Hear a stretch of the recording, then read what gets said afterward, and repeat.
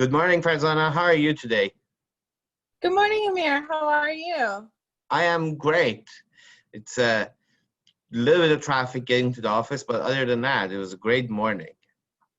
How about you? Well, just walked I just walked 2 minutes from my bedroom over.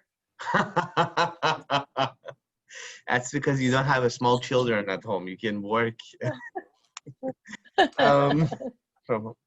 Farzana, I had this appointment yesterday with this client who are trying to get married, and we started talking about different stuff. So I want to pick your brain on this. As I was trying to explain the areas of estate planning, when um, we came to wills and powers of attorney. So before you get married, should you have a will or not? Or how does that affect the whole situation?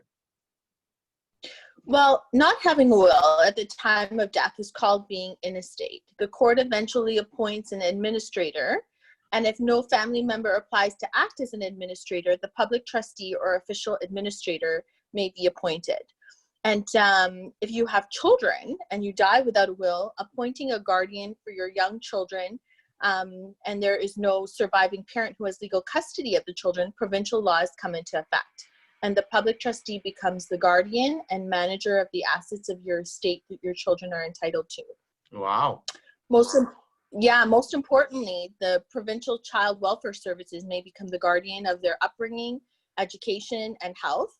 So a will is automatically revoked by the law if the testator enters into a legal marriage after the will has been made. So And if the they get exception married, is where the will is gone. If they get married, the will is done. Okay. Correct. Unless the exception is where the will was made in contemplation of a future marriage to a specific person named in the will. If you do marry without making a will expressly in contemplation of marriage and never make a new will, you will die in estate. And your estate will then be disposed of in a manner which is very likely not to reflect your wishes.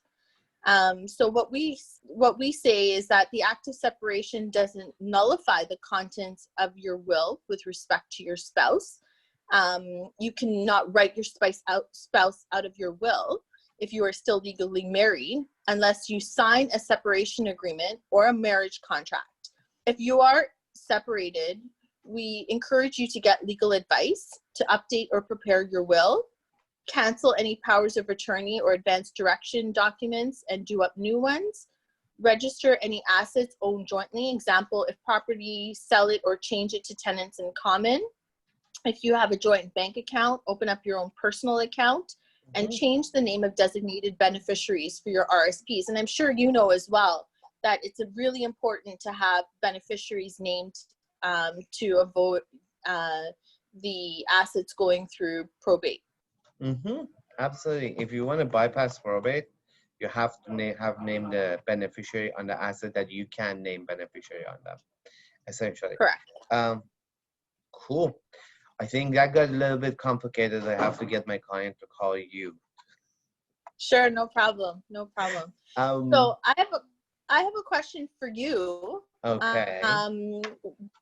I've gotten to a number of settlement agreements where people are now having a lump sum of money. They're not sure whether they are ready to buy another home yet, and they want to make some investments. What do you suggest during this time with respect to investments? I'll tell you this. Investment has nothing to do with the market. It has everything to do with the client, right? A portfolio has to be built of 5 things. You have to have, here's the 5 things you have to have in your portfolio. You have to have a stock. You have to have exposure to markets. You have to have fixed income asset, things that will produce cash flow for you. You have to have real property, which could be real estate, it could be gold, it could be anything. Anything that upholds its value. It will retain its value. That's called it. So I'm okay if, so let me go through that list. You have to have a participating life insurance policy where you participate in a profit of an insurance company. And then lastly, you have to have cash So if any of these went down, you should have enough cash to go and buy that immediately. Now, when you come and talk about, so the ratio of what you have of each, or what type of each of these assets you have, it depends on that person. For instance, for stocks, we could go get a mutual fund where the risk is mitigated and lowered, or we can go and buy small cap stocks. We can go and invest in penny stocks, or we can just go and buy Apple and Amazon.